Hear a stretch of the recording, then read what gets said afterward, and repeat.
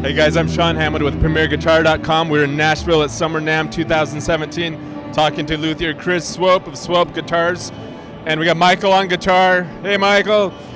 Chris, we were talking earlier, and you have a pretty interesting background. I mean, you've worked at Sadowski, is that right? That's and right. with Gibson before? Yeah, I worked for Roger Sadowski beginning in 1995, and I worked here in Nashville. I moved down to Nashville in 2002 and worked at Gibson Custom Shop for a number of years.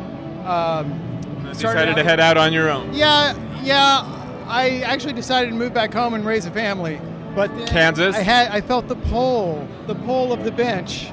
And so yeah, in 2014 I started this project and I'm having a ball.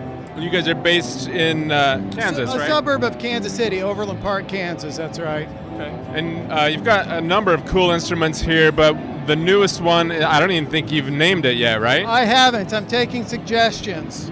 Yeah, this I wrapped up, I think Sunday, maybe Monday. But I love it. 25.5-inch scale. 5.5-inch scale. I have a model called the GTO, and these pickups are very similar to that, except they're with Alnico 3 magnets, so they've got a real light string pull, and it really allows the strings to resonate. It's a different voice, but I've been having What would you compare them to the most? I mean, a lot of people would look at them and think, oh, that's a P90-ish or Jazzmaster, but it's not really, right? Michael, how did you describe that? It's a real soft pickup, but as far as the whole guitar is concerned, I don't know. I definitely wouldn't call it a Jazzmaster. You know, an Alnico 5 really tugs hard, and so you get a real rip, on the strings, especially the bottom, and they twang. This is a smoother sound for sure. And honestly, the guitar's so new, who knows what's subject to change, but so far the feedback on these from players has been really awesome, so I'm stoked. Cool, so you got like an alder body, right? Alder body, 25.5-inch scale. This is a Stay Trem bridge, which is a company out of the UK, really tight tolerance, Jazzmaster Mustang style bridge, but it's radiused appropriately for this as opposed to, the old two-round Mustang thing. So I'm really impressed with it. It's another unusual thing, especially for a build of your size, is to have the truss rod with the hex wrench exposed. There's nothing better. I'm serious. If you've worked in repair, and I have a long history of repair as well, having to take a neck off to adjust it is it's horrible. And you gig, you're in a different humidity environment, sometimes hourly. And so to be able to just have a little hex wrench you pop in there and tweak your guitar just a little bit, it's the way to go. Cool. Absolutely. All right, well, enough talking. Why don't we have Michael play a couple other pickup positions? I think when we came in was on the neck pickup. We were in the middle when I first played, so we'll do the neck now, and then I'll switch to the bridge. Cool.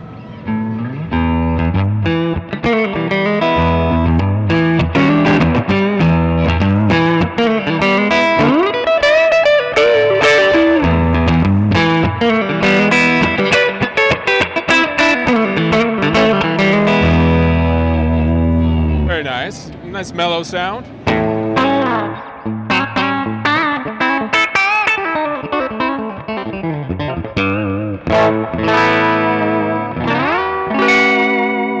Nice. Now, Chris, how much is this going for? I mean, you don't have a name yet, so do you have a price yet? It's somewhere around the $3,000 what a dealer would sell it for. And this is an actual production line. It's not a custom one-off. It's going to be a series. Is it going to be available with different colors and woods, or mainly just different colors? Or? Well, I'm open to anything, and I do custom order stuff as well. I'll offer it initially in alder, but I could do ash. I've done some sugar pine. Sugar pine's a really fun wood, super soft, but yet somehow it's very musical, and it'll drop a pound off. So there's some guys who want something really light. I've had fun with that as well. Cool.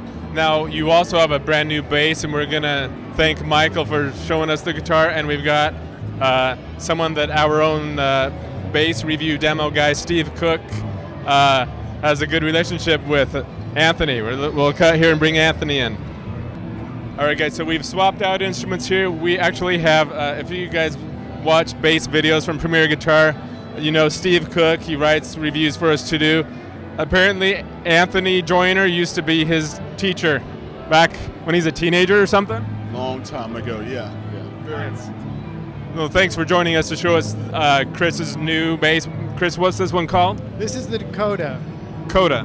Dakota. Oh, Dakota. The Dakota. Nice. I love the color. You wouldn't think that the tortoise pickguard would go so well with blue, but it does. It works. And with the wide pickup, that color scheme kills me. What is? Tell us about all the particulars, the scale, the woods. Sure, this is an Alder instrument as well, 34-inch scale. You know, I use quarter-sawn fingerboards and riff-sawn or flat-sawn necks. So it's a maple neck, rosewood fingerboard, but super stable. And this is a very simple passive bass volume tone. I do offer it with an Aguilar 2-band unit. Was that the DB1? DB1. But yeah, it's my own pickup. It's a humbucker, bass humbucker. I'm trying not to sound like a jazz bass. I'm trying to not sound like a P bass. I love them both, but Fender already does that. So what would you compare the sound of this pickup to most? I think it. I don't probably leans more towards the P, but it has a little bit, smoother attack on top. Maybe. I don't know. I'm a guitar player. Why don't we just have Anthony play it and show us what it sounds like?